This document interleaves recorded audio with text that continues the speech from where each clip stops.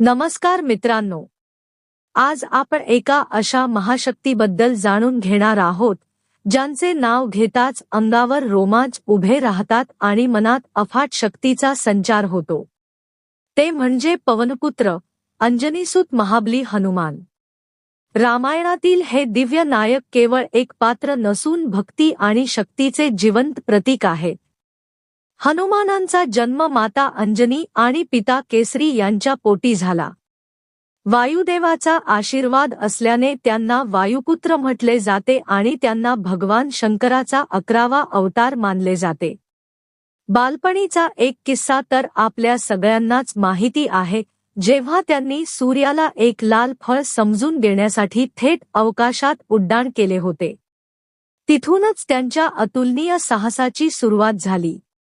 हनुमानांच्या अफाट शक्तीचे वर्णन शब्दांत करणे कठीण आहे। त्यांच्याकडे अष्टसिद्धी आणि नवनिधी आहेत। ते क्षणार्धात आपले रूप विशाल करू शकतात आणि हवे तेव्हा सूक्ष्मही होऊ शकतात।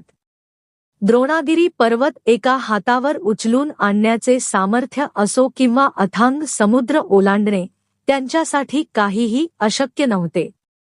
पण या अफाट शक्तीपेक्षाही मोठी आहे ती म्हणजे त्यांची रामभक्ती। प्रभू श्रीरामांचे ते परमभक्त आणि निस्वार्थी सेवक आहेत। हनुमानांनी आपली भक्ती सिद्ध करण्यासाठी एकदा स्वतःची छाती फाडून दाखवली होती, जिथे साक्षात प्रभू श्रीराम आणि माता सीता विराजमान होते। ही भक्तीच त्यांची खरी ताकद आहे। जेव्हा माता सीतेचा शोध घेण्यासाठी ते लंकेत पोहोचले, तेव्हा त्यांनी एकट्याने रावणाच्या बलाढ्य सेनेशी लढा दिला आणि आपल्या शेपटीने सोन्याची लंका दहन करून रावणाचा अहंकार मातीत मिळवला। एवढेच नाही, तर युद्धभूमीवर जेव्हा लक्ष्मण मूर्छित झाले होते, तेव्हा त्यांचे प्राण वाचवण्यासाठी हनुमानांनी संपूर्ण संजीवनी पर्वतच उचलून आणला। हनुमानांचे अस्तित्व केवळ रामायणापुरते मर्यादित नाही। महाभारतातही त्यांनी अर्जुनाच्या रथावरील ध्वजावर विराजमान होऊन पांडवांचे रक्षण केले होते। आजही हनुमान हे बळ, बुद्धी आणि निस्वार्थी सेवेचे सर्वात मोठे प्रतीक मानले जातात।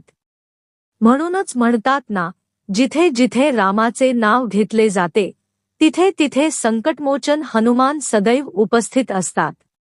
अशा या महाबली हनुमानांच्या चरणी आमचा साष्टांग नमस्कार। जय श्री राम, जय हनुमान। व्हिडिओ आवडला असेल तर चॅनेलला नक्की सबस्क्राईब करा। धन्यवाद।